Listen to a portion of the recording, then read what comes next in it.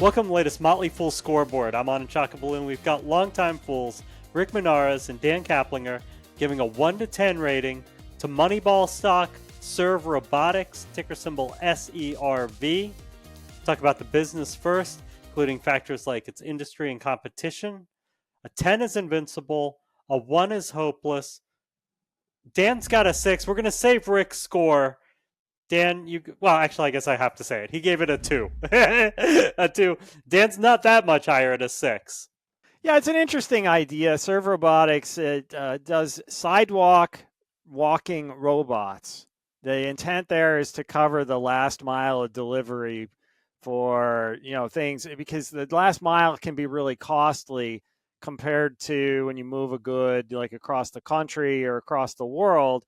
You've got a whole bunch of things going to the same place, and so you get economies of scale. But with that last mile that's going to the actual person that delivery is going to, that can be an issue. And so Serve Robotics trying to be more efficient than companies that generally use cars and trucks, whether you're talking about like a DoorDash or an Uber Eats, or whether you're talking about like a UPS or a FedEx.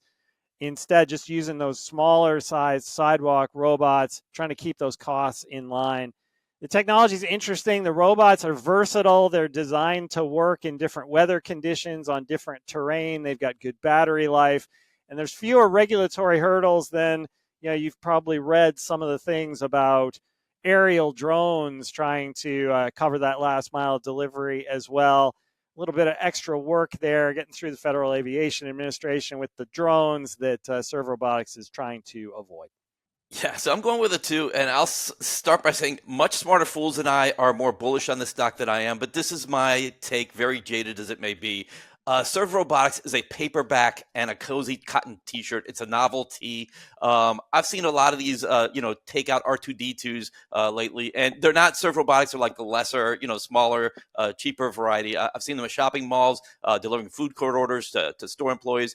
I've seen them at hotels delivering spare towels or something from the front desk for overnight guests. I recently went to a revolving hot pot where you actually guided to your table by a robot. A robot brings you your drinks, and a robot brings you your bill at the end of the table. These are all cool things. I've also seen a sidewalk robot not too far from where I live, right off US 1 in Miami, nervously navigating a tight little sidewalk as cars are whizzing by during one of the busiest thoroughfares in the city. This isn't the future in my eyes. This is more like a 1960s version of the future that doesn't really seem financially viable, safe, practical. Serve argues that the latest generation of these bots can travel up to 11 miles per hour, but that's assuming a continuous, unimpeded path. Obviously, you have things to negotiate like intersections. Its delivery range is 2 miles, and it's teaming up with a drone company to extend that range to 6. And if you're telling me that I have to send a drone up to the sky with my chicken parm sub and chips to hand it off to basically a SAMO or a Serve Robotics robot or L5 from Short Circuit to cover the last few blocks of that delivery, I don't know. My apologies to tennis fans. This serve is hit the fault line for me. Right. Let's talk about management. A 10 is Warren Buffett. A 1 is Homer Simpson. Rick's at a 5. Dan, you're at a 7. Yeah, so this business used to be part of Postmates. Uber bought Postmates several years ago. CEO Ali Kashani has stayed with the company throughout, and he brought several of his peers from Postmates with him. He's got good knowledge of the robotics industry. He's done a good job of maintaining partnerships with key players, including Uber, as well as some companies like 7-Eleven, the convenience store chain, as well as a similar company over in Europe. And so I think that, hearing what Rick is saying about the business model, but once you give the business model, I think that Kashani's doing a good job of trying to play it out. Yeah, I went with 5. I like Kashani. As you mentioned, the model is a leftover Postmates appendage that then Uber acquired and then it got spun off. But he seems knowledgeable. He has a pocket full of granted and pending patents. Before Postmates, before that, he actually was CTO at a smart home technology company that he was to sell, was eventually acquired. So I think he's a winner. But as they say in Milan Fashion Week, right runway, wrong model. For financials, a 10 is a fortress, a 1 is yikes, Rick's at a 3, the ever sunny Dan Caplinger is at a 5. I know this is total role reversal for me, I gotta say. But don't get the wrong idea. 5 is not great. I'm just trying to put this company kind of in the context of where it is. It's highly unprofitable. Revenue, though, is growing rapidly. That is pretty much what you want to see in a microcap stock in this stage of development. They've got good liquidity. They've got about $120 million in cash. That should help it finance its expansion. Again, good relationships with partners. I don't think that capital raising is going to be an immediate need. And so that takes some effort. That takes the risk of dilution off the table. I like to see that. That's why I'm giving them a 5. I went with a 3. So Samo, the Serve Samo became a celebrity on Netflix in May of last year. If you saw John Mulaney Presents, Everybody's in LA. Samo was the robot that kept showing up as a delivery robot and went out in the street and stuff for great, cool, nice looking, great technology.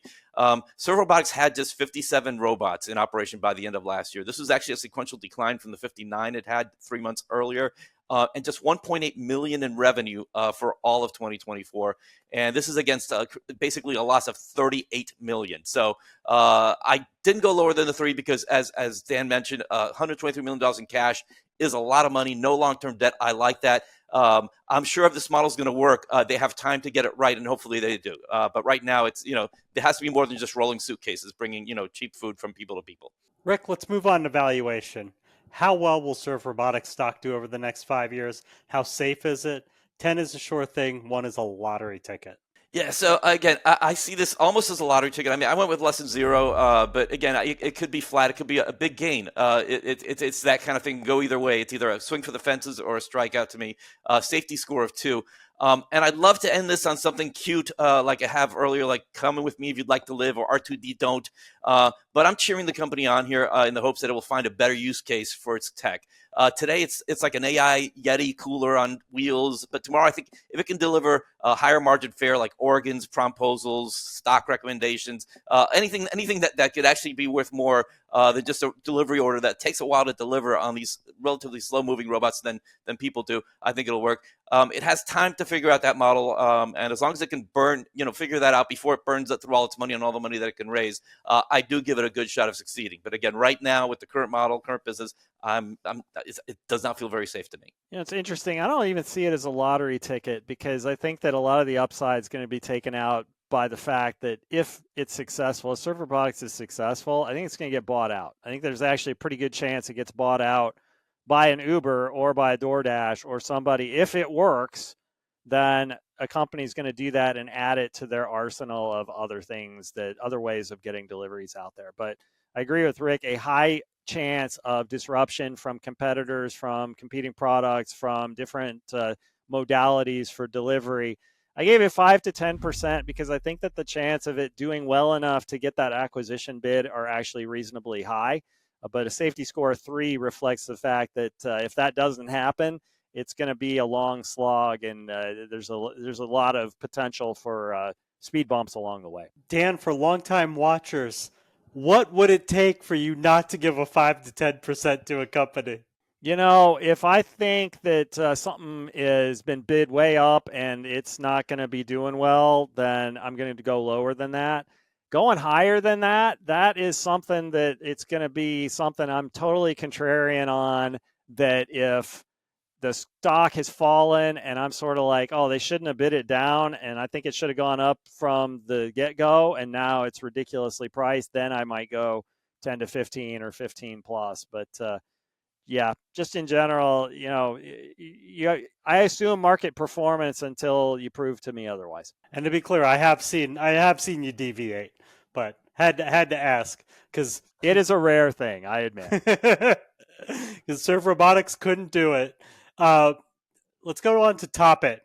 Rick, I know there's a company in Serve Robotics space or somewhere that you like better. Yeah, so again, when we're talking about food and robotics, I'm going to go with Sweet Green, ticker symbol SG. Yes, that premium salad company that was a high flyer, initially had a bad IPO, then soared for a while, now sort of doing somewhere in between. What I like Sweet Green is back in 2023, so just 2 years ago, they introduced their first infinite kitchen. And this is basically like a robot that prepares the salads. Like it's an automated machine. They already have 12 restaurants. 12 of its 246 restaurants have these Infinite Kitchen models. More than half of the 40 new units that it expects to open this year, it expects to incorporate the Infinite Kitchen with them. And the cool thing about these robots, that the basically automated line with all their combination ingredients, the restaurants that do have them, they're scoring a 7% savings in labor cost and a 1% improvement in cost of goods sold, because it's more efficient than a human with waste and anything preparing the salad. So definitely a neat company that's profitable and growing and expanding quickly, that I think it has robotics and food in the right way. Anand, I own shares of Uber Technologies, ticker UBER. I think it has a lot more optionality here because they have their conventional vehicle fleet now. Future has robo-taxis coming soon. Again, potential for these aerial delivery drones. And yeah, maybe if the ground robot thing works out, then they work with their partner and get an arrangement there as well. Thank you to Dan and to Rick. They've given Serve Robotics an overall score of 3.9 out of 10, one of the lowest scores we've ever given, and actually a long episode for us. I think with the ones where we're like, we tend to tend to be a little longer. Look out for a new scoreboard every market day at 7 p.m. Eastern. Next up is a full favorite insurer that I dare say has a chance to double up Serve Robotics' score. Till then, full on.